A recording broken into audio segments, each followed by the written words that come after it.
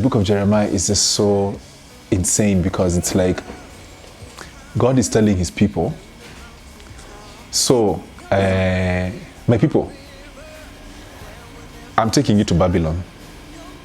I'm destroying Jerusalem. I'm destroying this place that you guys are at, and I'm sending you Nebuchadnezzar, my servant. Nebuchadnezzar was the king of Babylon, right? So God is using something that's outside, that's something that to come and do something for his people.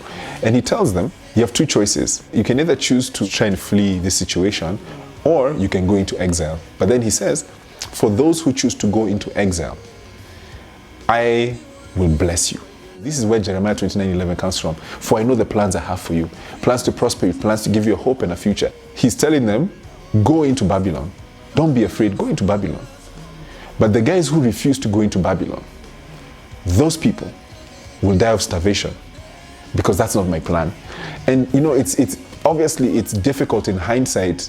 I can imagine at the moment for people to fathom that going into captivity was good. You get what I'm saying? Like, how could that be good? How can going into lockdown be good? How can going into this type of situation be good?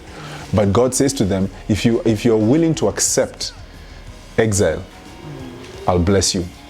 But if you fight it, you'll just be here, you know. And it's so trippy for me because it's like, you know, as all this stuff is happening, you know, obviously, like, I'm like, in my head, I'm like, oh man, like, now what would be Babylon in this case? You know, it's like, is Babylon the internet? You know, it's like, go into the internet and spread, I don't know, I don't know what it means, you know. When I read Jeremiah, like, I just kind of felt this sense of God kind of saying to me that, to me personally, not to, I'm not saying this is what God is saying in this crisis, please. And I felt like God was just kind of leading me to a place of acceptance that this is happening.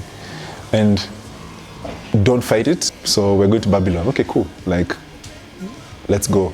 You know, that's the place where Daniel prospered, Shadrach, Meshach, and Abednego. That's the place where they made a name for God. God wanted to demonstrate his power to Babylon.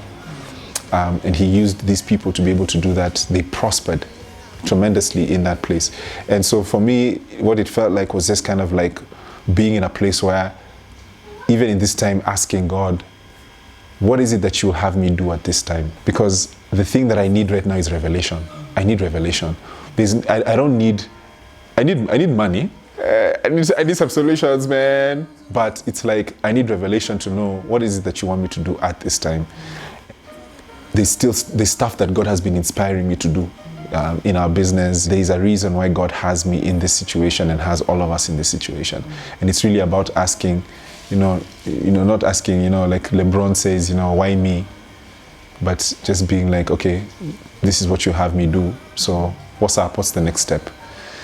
So that's where I've kind of been right now, is really seeking God for, like, okay, we're here now. You know, hey, Babylon.